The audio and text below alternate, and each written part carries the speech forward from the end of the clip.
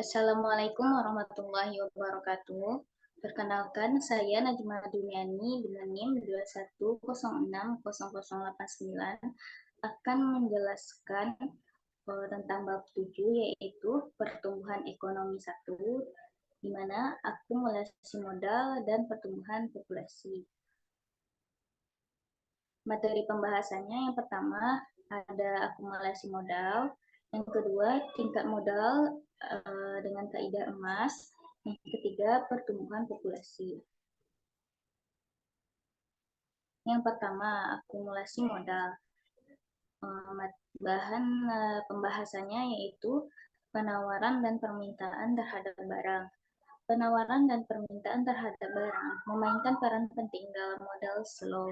Dengan memperhatikan penawaran dan permintaan terhadap barang, kita bisa melihat apa yang menentukan banyaknya output yang diproduksi pada waktu tertentu. A. Penawaran barang dan fungsi produksi.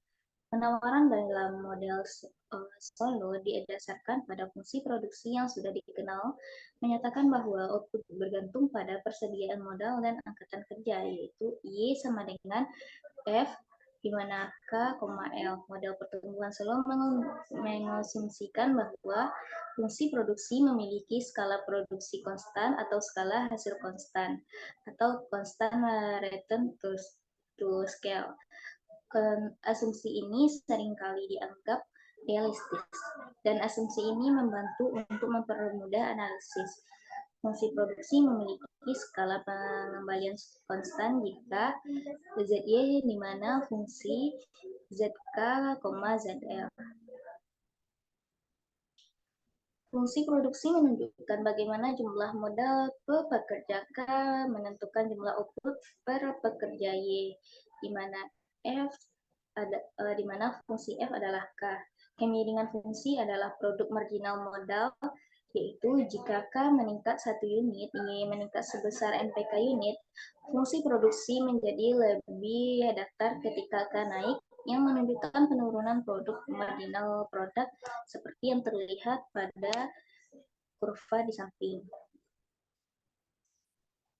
B. Permintaan terhadap barang dan fungsi konsumen. Permintaan terhadap barang dalam model slow berasal dari konsumen dan investasi. Dengan kata lain, output per pekerja Y merupakan konsumsi per pekerja C dan investasi per pekerja I, di mana Y adalah C tambah I. Model slow mengonsumsi bahwa setiap tahun orang menabung sebagian S dari pendapatan mereka dan mengonsumsi sebagian 1 kurang S. Gagasan ini dinyatakan dengan fungsi konsumsi sederhana. C sama dengan C di mana 1 kurang S dikali Y. Untuk melihat apakah fungsi konsumsi ini berpengaruh pada investasi, substitusikan 1 dikurang S dikali dengan Y. Untuk C dalam identitas perhitungan pendapatan nasional, yaitu Y di mana 1 kurang S plus dikali Y tambah I. Ubah lagi menjadi I sama dengan S dan Y. Dari selanjutnya di pembahasan materi pertama yaitu pertumbuhan persediaan modal dan kondisi makan. Investasi per pekerja I sama dengan SY dengan mengganti fungsi produksi untuk Y, kita bisa menunjukkan investasi per pekerja sebagai fungsi dari persediaan modal per pekerja. Gambar di sebelah kiri merupakan output konsumsi dan investasi, di mana tingkat tabungan S menentukan alokasi di antara konsumsi dan investasi untuk setiap tingkat modal K. Output fungsi K adalah investasinya adalah SF fungsi dari K, dan konsumsi adalah fungsi K dikurang SF fungsi K. Lalu yang di sebelah kanan yaitu adalah kurva depresiasi, di mana sebagian persediaan modal yang konstan dan habis dipakai setiap tahun. Karena itu depresiasi adalah proporsional terhadap persediaan modal. Bisa dinyatakan dampak investasi dan depresiasi terhadap persediaan modal dalam persamaan ini. Perubahan persediaan modal yaitu investasi dikurang depresiasi, di mana delta K sama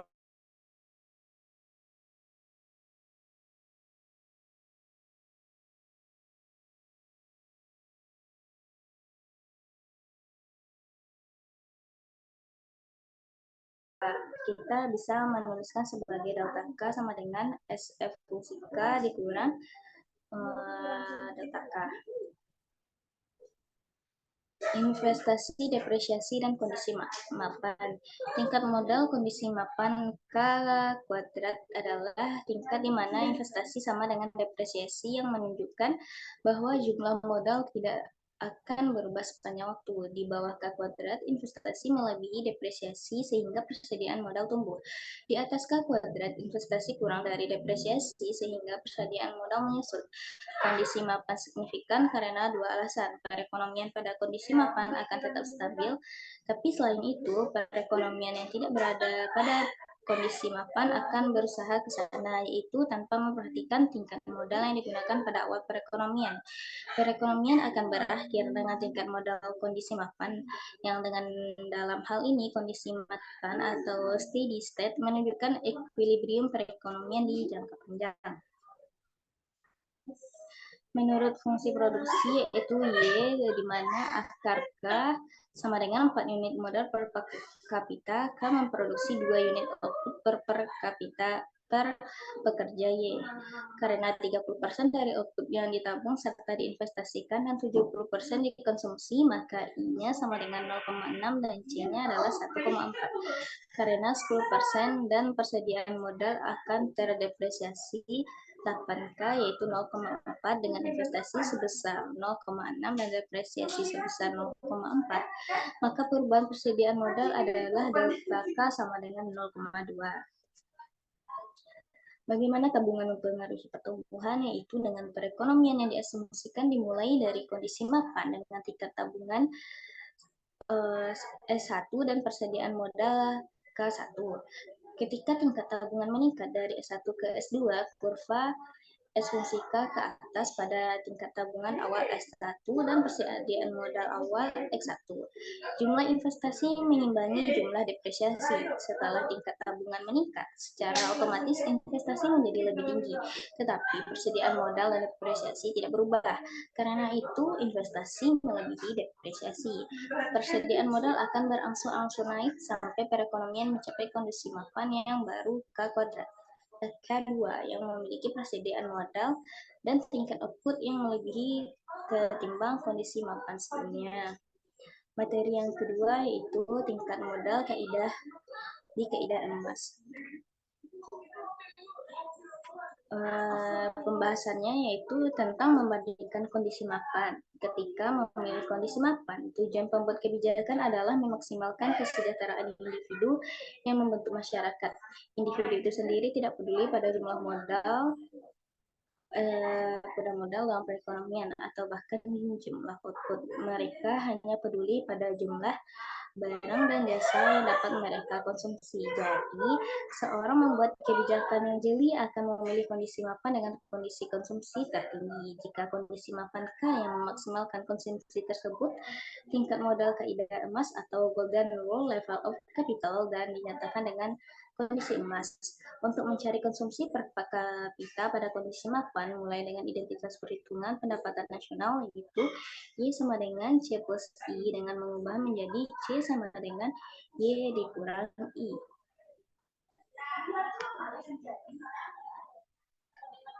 Konsumsi adalah output yang dikurangi dengan investasi. Karena kita ingin mencari konsumsi pada kondisi mapan, maka kita ganti nilai kondisi mapan untuk output dan investasi.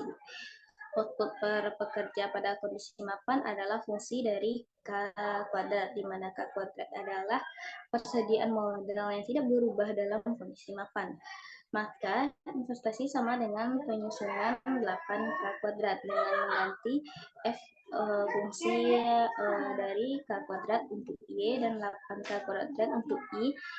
Bisa kita menulis per pekerja pada kondisi mapannya sebagai berikut. C kuadrat sama dengan F fungsi dari K dikurang 8K kuadrat.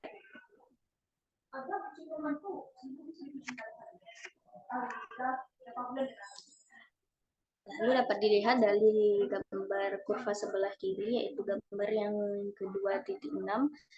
Dapat diingat bahwa kemiringan fungsi produksi adalah produk marginal modal MPK dengan kemiringan garis DK kuadrat adalah D. Karena kedua kemiringan ini sama pada emas, maka kaidah emas dijelaskan dengan persamaan.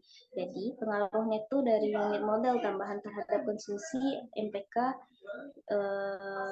yaitu tidak hingga. Jika MPK tidak hingga besar dari nol, maka kenaikan L modal akan meningkatkan konsumsi sehingga K kuadrat pasti berada di atas tingkat tingkat kaidah emas. Karena itu kondisi berikut ini menyelesaikan kaidah emas di mana MPK dikurangi K hingga sama dengan 0. Jika tingkat tabungan lebih tinggi ketimbang tingkat tabungan yang disajikan di satu sisi, maka persediaan modal pada kondisi mapan akan terlalu tinggi. Jika tingkat tabungan lebih rendah, maka persediaan modal pada kondisi mapan akan terlalu rendah. Demikian pula konsumsi pada kondisi mapan juga akan lebih rendah ketimbang konsumsi pada kondisi mapan yang di kaidah emas. Berikut merupakan kondisi mapan kaidah emas sebagai contoh numeriknya. Ingatlah bahwa cara lain untuk mengidentifikasi kondisi mapan kaidah emas adalah dengan menemukan persediaan modal di mana produk marginal modal neto MPK dikurang 8 sama dengan 0. Untuk fungsi produksi ini, produk marginal adalah MPK sama dengan setengah akar dari dengan menggunakan rumus ini, dua kolom terakhir dari tabel 7 dikurang 3 menunjukkan nilai MPK dan MPK dikurangi. Dan dalam kondisi mapan yang berbeda, ingatlah bahwa produk marginal modal neto adalah 0 ketika tingkat tabungan berada pada nilai kaidah emas sebesar 0,5. Karena produk marginal kian menurun, maka produk marginal modal neto lebih besar dari 0 apabila perekonomian menabung lebih kecil dari 0,5 dan akan lebih kecil dari 0 apabila perekonomian menabung lebih besar dari 0,5. Lalu adanya transisi menuju kondisi mapan di kaidah emas. Gambar yang di sebelah kiri menunjukkan apa yang terjadi dengan output Y, konsumsi C, dan investasi I ketika tingkat tabungan turun. Memulai dengan terlalu banyak modal. Pertama-tama mari kita telaah kasus di mana perekonomian dimulai pada kondisi mapan dengan lebih banyak modal ketimbang yang harus dimilikinya dalam kondisi mapan di kaidah emas. Dalam kasus ini, pembuat kebijakan harus mengeluarkan kebijakan yang bertujuan mengurangi tingkat tabungan untuk menurunkan persediaan modal. Anggaplah kebijakan ini berhasil dan pada satu titik sebut saja waktu T0 tingkat tabungan turun ke tingkat yang secara berangsur-angsur menuju kondisi mapan di kaidah emas.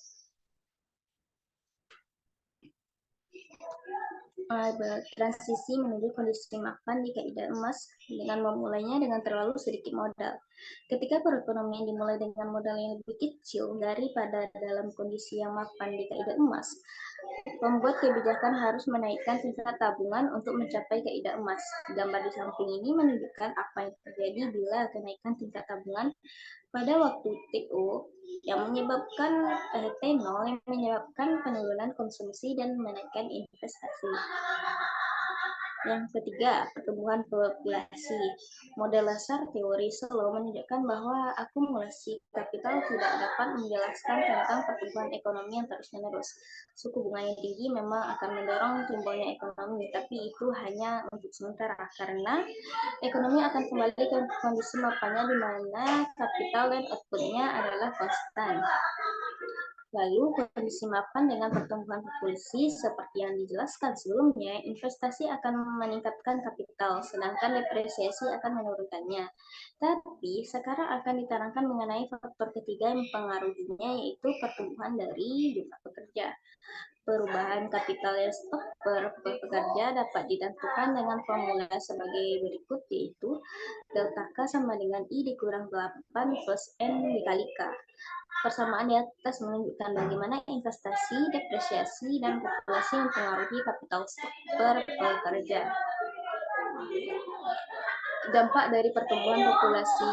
Pertumbuhan populasi mempengaruhi model dasar Solow pada 3 hal. Yang pertama, pertumbuhan populasi membawa kita semakin dekat kepada pertumbuhan ekonomi yang berkelanjutan. Yang kedua, pertumbuhan populasi memberikan kita penjelasan lain kenapa suatu negara kaya dan negara lain miskin. Lalu dari grafik di samping dapat kita lihat bahwa peningkatan jumlah populasi akan berdampak kepada penurunan kapital per pekerja dari K1 menjadi K2. Slow model memprediksikan bahwa negara dengan pertumbuhan populasi lebih tinggi akan memiliki tingkat level GDP per orang yang lebih rendah.